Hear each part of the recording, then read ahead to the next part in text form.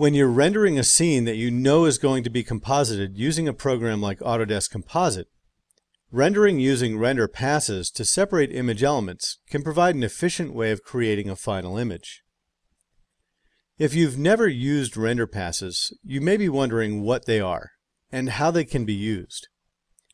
3ds Max contains several pass types that have a wide variety of uses in both the direct visual composition of the scene and non-visual components that can be used by the composite program.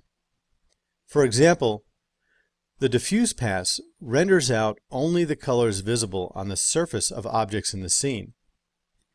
This can be rendered with or without shading depending on your requirements. This image is a diffuse pass with no shading incorporated into it. Another pass is the specular pass. The specular pass displays only the specular component of the surface textures of the objects in the scene. The lighting pass can be used to capture both direct light and indirect light, as well as shadows.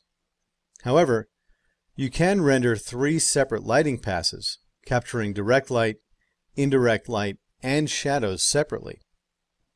Other passes can include passes that create masks for objects, show object IDs or material IDs, as well as passes that can be used to simulate motion blur and depth of field. In general, using passes allows for a very flexible compositing pipeline. Separating out the elements of an image allows you to make changes to separate parts of the image. For example, if you have a reflection pass and you notice in your final rendering that the reflection is too pronounced, you can edit the reflection pass separately and reduce the amount of reflection. You can even go as far as masking the reflection in specific areas.